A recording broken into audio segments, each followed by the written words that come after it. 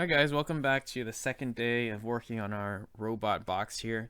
So I have my code up here. What we found out last time was that if I move my servo motor to 180 degrees, it should close, I believe. So that's what this is. And then if I put 90, it should open. Now my box is propped open right now, so it's not quite working, and I'm going to try to fix it. Okay, there we go. So that's 90 degrees. That's open. 180 should close. So I'm going to go 180 degrees.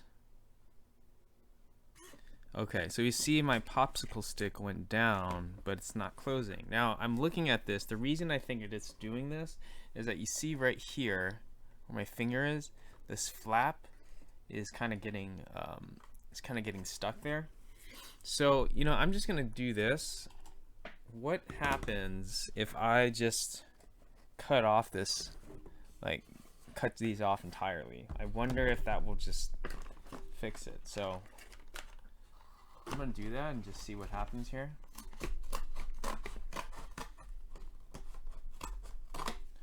So I guess if this happens, if this does work, the closing won't be as tight, I guess, but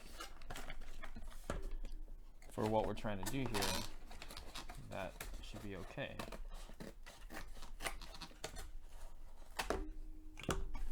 Okay, so I just sliced it entirely off now, so let's see. I'm guessing it's gonna work now, but don't know for sure. All right, so I'm gonna try 90 to open.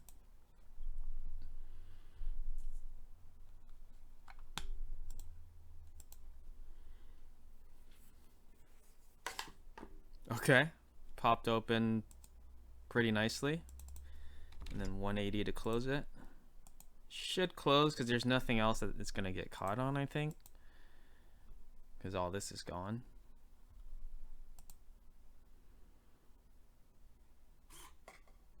Cool. All right, I mean, it could be better. I mean, like, another thing I'm thinking of is, what if I put like a quarter here or something, or some kind of weight that would weight it down and make it close faster and stronger. But I think that's good for now. So let's just do some quick additions to it. Let's say I want to make it open and close. First, I want to make some variables. I'm going to call my first one here int open equals 180. Wait, is that right? No, int open is 90 actually. And int close equals 180. And I want to do that so that right here I can just say, instead of remembering 180, I can just say write close. And then my servo.write open. Okay. So now I have this will close it, this will open it. Let's put a couple delays in there so that it goes back and forth, so that you can actually see it open and close. All right, here we go. It's gonna be close for 1 second, open for 1 second, and repeat. Check it out.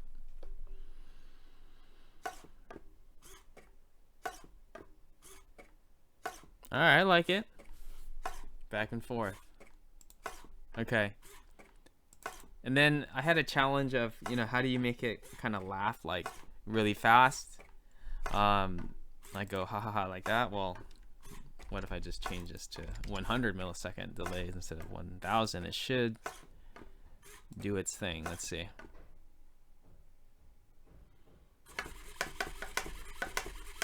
Okay. Yeah, that's cool. You can see this. It's like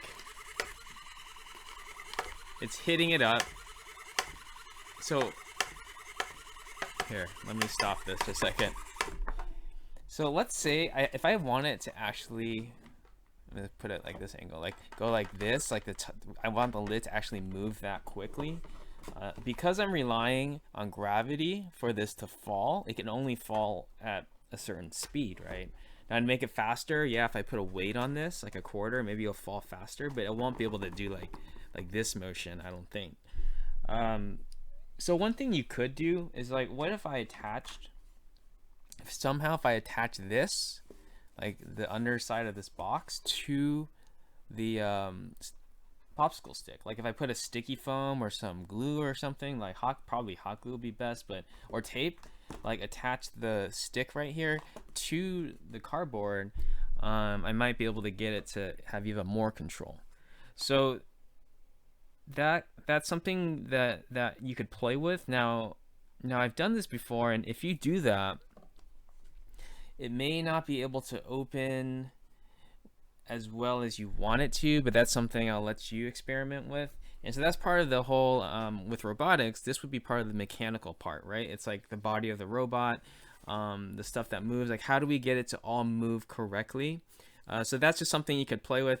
If you want it to go super fast, you have to somehow, I think, attach this to this, but then that may cause another issue where it's not opening and closing the way you want. But that's just something that like an extra credit thing you guys can play with. For now, I think this is good enough for me, where it can open and close. Maybe it can't close as fast as I want it to, but for now I am okay with that. All right, so let's do this. Let's add a button to this thing, right? So I want to be able to press a button and then have it open up and then let go and have it close. So how are we going to do that? Well, first thing, we got to grab our butts in here. So we got to look into our kit and then find this guy. If you remember this guy, our 4-legged button. All right, and then let's go ahead and draw a schematic so we can learn how to wire this thing up. All right, so let's go ahead and draw what we have so far with our circuit here. All right, so we have our Uno, and we've already connected tilde9 to the motor. I'm going to use M for motor. All right, and we went with, there's 3 wires.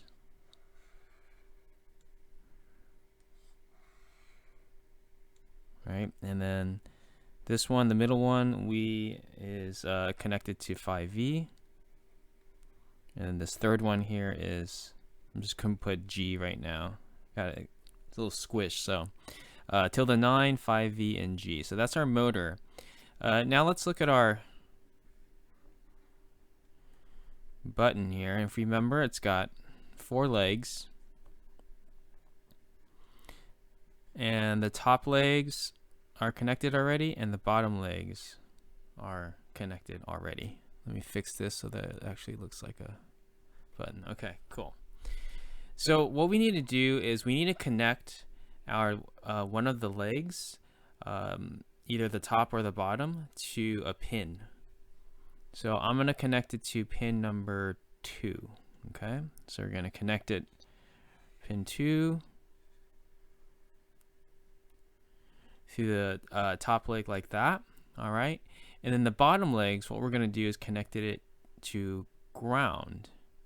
So I can actually do something like this. All right, now you notice I connected it to here, which is also connected to the motor, and I can do that because that motor wire is also connected to ground, and because of that, all both the motor wire, this one right here, and then also the bottom leg of the button, they're all connected to ground. All right, cool. And you know what, I'm just gonna leave it like that, and I'll explain more. There's gonna be something else we need to do in the code, which I'll explain a little bit later on. But if we make this connection like this, let's talk about what happens. All right, now when we press the button, if you remember, when we press the button, what happens is that the top leg becomes connected to the bottom leg. Okay, so let's look at that. So the top leg is here, and top leg also includes this one because they're both connected. So when I press it, what happens is that the top becomes connected to the bottom. Okay, so if I do my highlighter thing, what happens is that pin 2, which is connected to the top leg, can now also connect to the bottom, because that's what happens when you press it, which then also connects to G and D. So what happens is if you press the button, and I'll write it here, press the button, then that means 2 is connected to low. Okay? Now, why is it low? Well, G stands for ground, and ground is low. That's just an easy way to remember it. On the ground, right? Ground is like the lowest place you can go. And so it's going to be low. All right? And this will happen, this will make sense when we do coding as well. All right? It'll make more sense. Now, when we don't press, okay? When we don't press, what happens to 2? What happens to 2? Well, let me erase our little thing here. So when we don't press, what happens to 2? Oh, when we don't press, 2 is going to be trying to go here, and then, but now it cannot get down to the bottom row, right? So it just gets stuck here. If it gets stuck there, then what's going to happen is that the 2, the inside the 2, it has this special feature, which will I will explain how to get that feature to I guess work in the code, okay? But what happens is that if you don't press, 2 tries to go to ground, because it tries to get across and go to the ground, but it can't, because it can't cross over, okay? And because it can't cross over, what happens is 2 can't go low, so it gets stuck to high. All right? So when we press, 2 is low. When we don't press, 2 is high. So now let's go ahead and see what happens in the code. But before we do that, right, we need to wire this thing up. All right, so let me focus this, and then let's do that. Okay. So I want to make sure you're able to see the breadboard here. All right, we got our breadboard. Let's go ahead and put our button on the breadboard, and let's make sure that I like to just go like this. Let's go across the valley here, like that. So 2 legs on the right side of the valley, and 2 legs on the left side of the valley, okay? And then the bottom leg goes to G and D. So let's grab some wires here. Let's see, I can't seem to find my black wire, so I'm gonna go with gray. So this wire is gonna connect to the bottom row of the button here, okay? And then let's just connect this directly to G and D on the Uno here. Okay, here we go. G and D. There, that should be good. Okay, and then the next one is the top leg. I'll use green in this situation. All right, green. The top leg, which would be the top row right here. I'll put my green there. This goes to which pin? Pin number 2. So I find 2 and stick it in there. There we go. Pretty easy. So at this point now, I have my motor wired up and also my button here. All right, let's try to do some coding, shall we? Let me plug this in.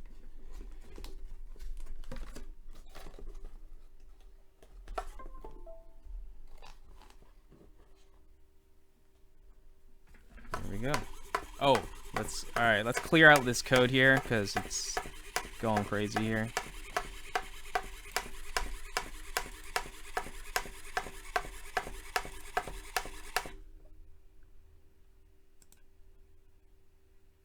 Okay.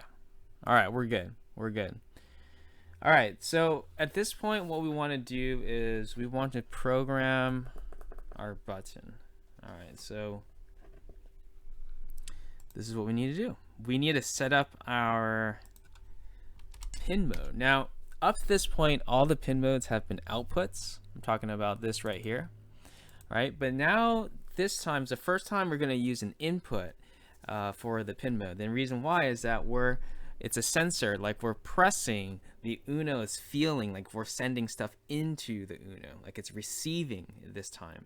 So it's receiving our touch, okay? So that's why it's going to be an input, it's going in. So I'm going to say pin mode, and which pin did we connect the top legs of the button to?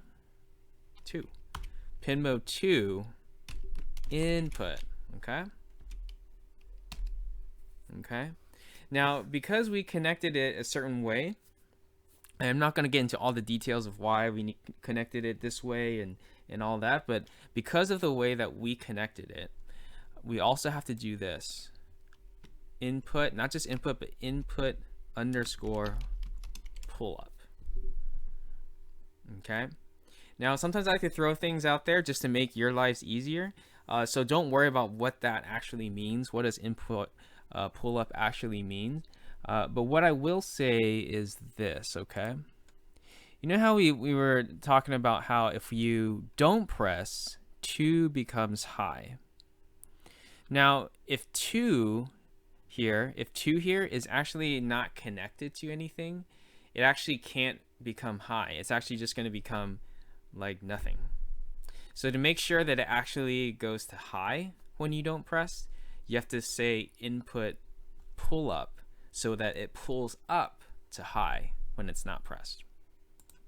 Okay, so just a little nugget for you to kind of understand a little bit. Again, we don't have to understand the details, but the input pull up command here allows it to actually go high when we don't press it.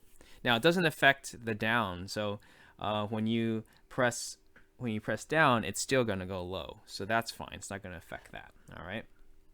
All right, so let's make sure that this works here. That's actually all we need to do to set up the button. Now let's do this. Let's say oh, we need to talk about conditionals. So we're going to say this: if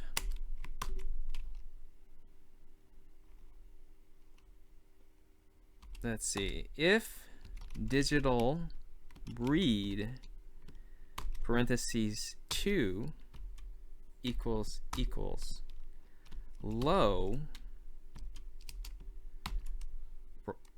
brace and then brace, I'm going to put a comment here, open the box, else close the box. Okay, so what does all this mean? This might be looking a little bit crazy. So let me just explain this a little bit. So because we're doing an input, what we need to use now is something called a conditional. So I'll just put a comment, our first conditional. Now what does conditional mean? Conditional just means that it sometimes does this and it sometimes does something else.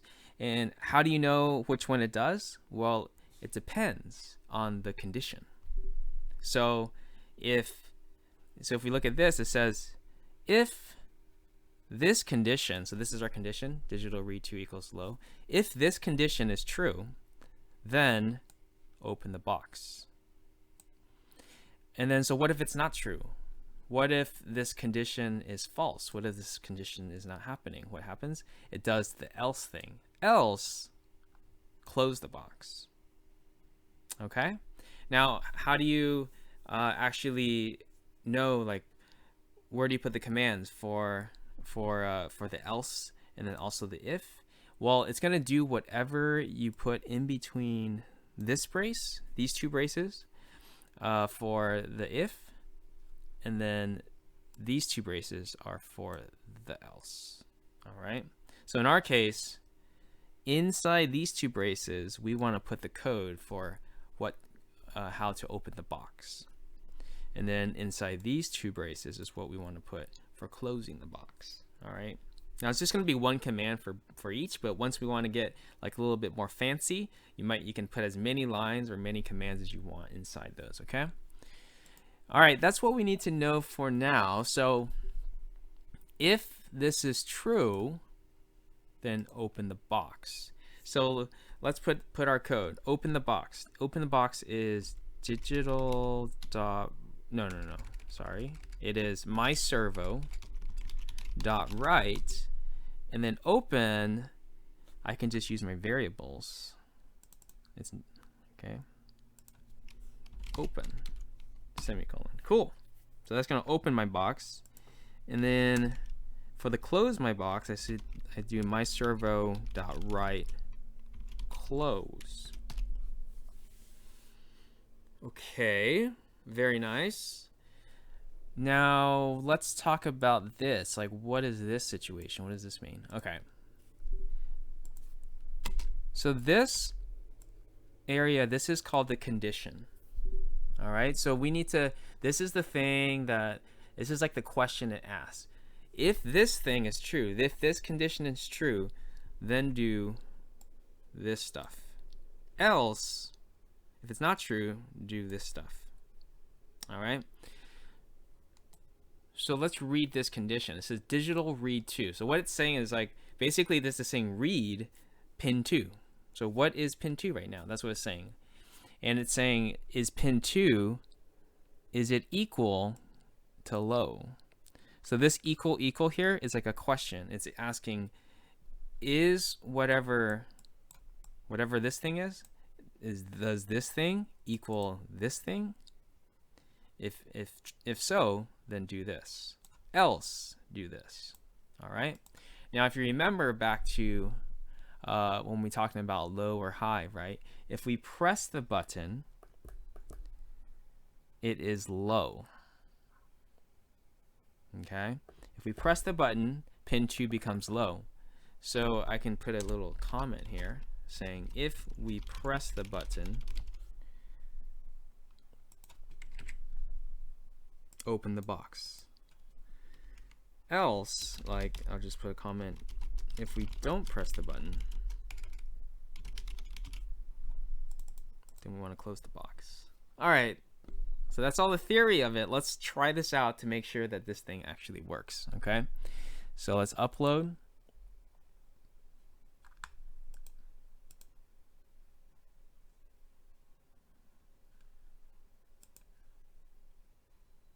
Okay, let's go for it. I'm pressing it. Press, open. Let go, close. Press, open. Awesome.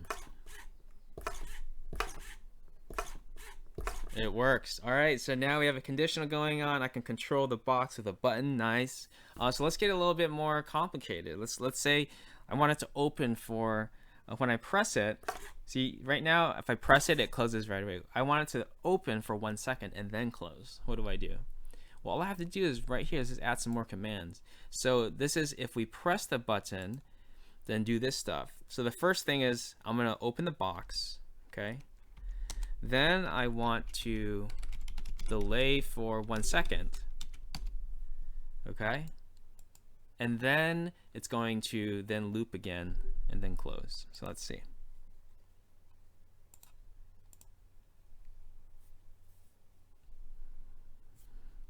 Okay, now if I press it, I can let go. Press, see? You see that? It stays open for a second and then it closes. Cool. If I wanted to open a little bit longer,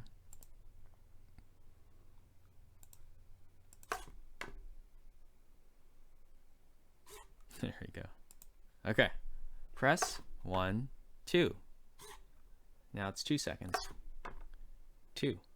Now some of you guys may be wondering, how come you don't do this? How come you don't, after delay, you don't say myservo.write close?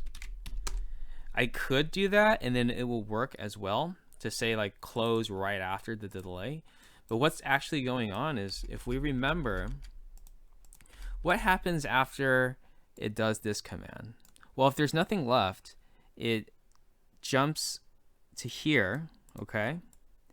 And then it sees, do I do this? Well, no, you don't want to do this because the button was pressed. And so it's going to skip over all this.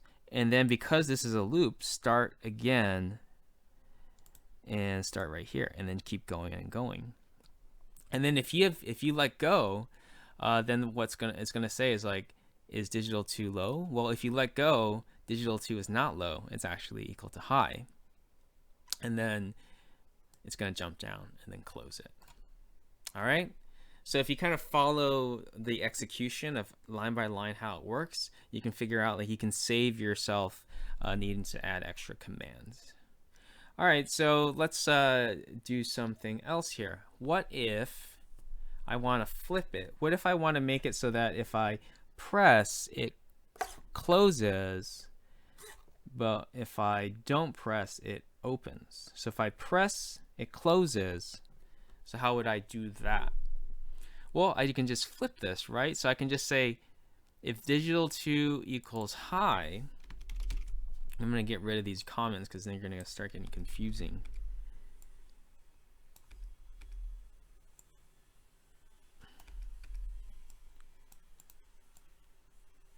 All right, if digital 2 is high, which means that I don't press, open it up. Else, close it up. So just flipping it there. I think that should work. Let's try this out. Cool. So now I don't press, it's open. I press, it closes. I don't press, it opens. Press, it. You know what? Here's a question. Why is it that when I press, it doesn't close right away? You see that? It's like stuck, and then it closes. You know why? It's because of this delay right here. Get rid of this delay.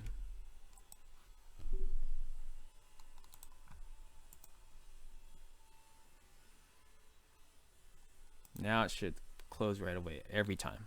Close, open, close, open, close. Okay, so that's one thing to keep in mind. If you put delays inside your loop, it kind of changes the behavior. Like, what's actually happening when you have this, okay? When you have this delay 2000, sometimes the code is actually stuck right here, okay? Because it's waiting, it's just chilling out for 2 seconds. It's not going to be able to sense you because it's stuck there. And so delays can help you if you want it to do certain things, but then it can also hurt you because your code doesn't run as fast because it could get stuck there. All right, so that's just something to keep in mind when working with delays. You got to be kind of careful with them. It may help you do one thing, but can mess up other stuff. All right, so that's our intro to buttons. Let's do some challenges. Let's write some challenges. So the first one is, things that we've done already, which is add the button and make it open when you press, close when you don't press. All right, and then number 2 is open when you don't press, close when you press. Okay, so kind of what we just did here. Number 3.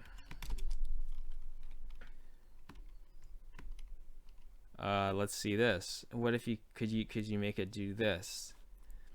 When you press the button, make it laugh, like the box laugh, like go back and forth, like open, close, open, close. When you press the button, make it do that. When you don't press, do nothing. So when you don't press it, the box doesn't do anything.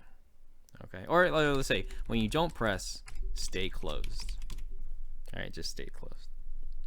All right, and then this is where maybe it's a little challenging, but I bet some of you guys can get this. Maybe all of you guys. I want you to still use the RGB. Okay, so when you press the button, I'll do this. Turn open the box and turn the LED green. When you don't press the button, close the box and turn the LED red. Let me fix this. Not turn open, just open. Okay? So now you have to combine the RGB with the button and the motor. So if you already have it wired in, then you're good to go. If you don't have it wired, you have to rewire your RGB LED and then put in your pin mode setups and stuff from the previous lessons and combine it all together. All right? So that should be fun. Have fun with that. That's it for now. I will talk to you guys later this week. If you have any questions, always reach out. All right, talk to you later.